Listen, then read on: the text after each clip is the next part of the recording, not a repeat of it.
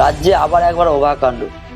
বারুইপুরের 12 বছরের এক নারীকে গণধর্ষণ করে পুকুরের জলে ফেলে পুঁতে রেখে দিয়ে চলে যায়। এটা নিয়ে কারো কোনো সমস্যা হচ্ছে না। সমস্যা তো হয়েছিল তখন যখন হসপিটালে অভয়াকাণ্ড ঘটেছিল। এটা তার অভয়াকাণ্ড নয়। আপনারা কি মানুষের মধ্যে পড়েন? হসপিটালটা অভয়াকাণ্ড আর এটা কিছুই না। মাত্র 2 মাস এসেছে এই সরকার, আর তাতে 7টার বেশি অভয়াকাণ্ড ঘটে গেল এই রাজ্যে। তো এই 1 মাসে 5টা ঘটনা ঘটেছে। আমি বলছি না এটা সরকারের দোষ, কারণ এই রাজ্যে, এই দেশে এবং এই পৃথিবীতে যতদিন না এই নরক পিশাচগুলো শেষ হচ্ছে ততদিন এই রাজ্যে এরকম ঘটনা ঘটে যাবে।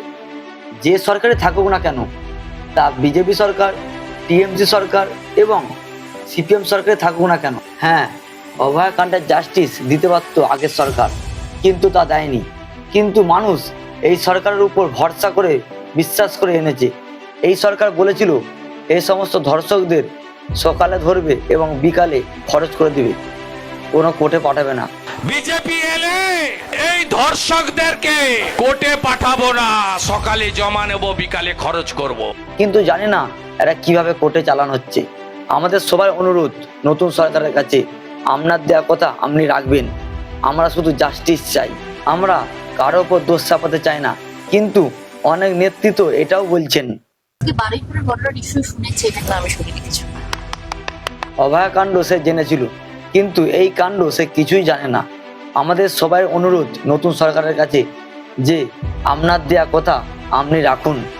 অভয়ের মা সে নিজেই স্বীকার করেছে যে তার মেয়ের জাস্টিস সে এখনো পর্যন্ত পায়নি। মুখ্যমন্ত্রী বলেছিলেন আমরা সরকারে এলে 7 দিনের মধ্যে অভয়ার বিচার দেব, সেটা কিন্তু 2 মাস প্রায় অতিক্রান্ত। কিন্তু আর কবে পাবে? আর যারা প্রতিনিয়ত এ সমস্ত ঘটনা ঘটাচ্ছে তারা কি জেলেই যাবে না খরচ হবে?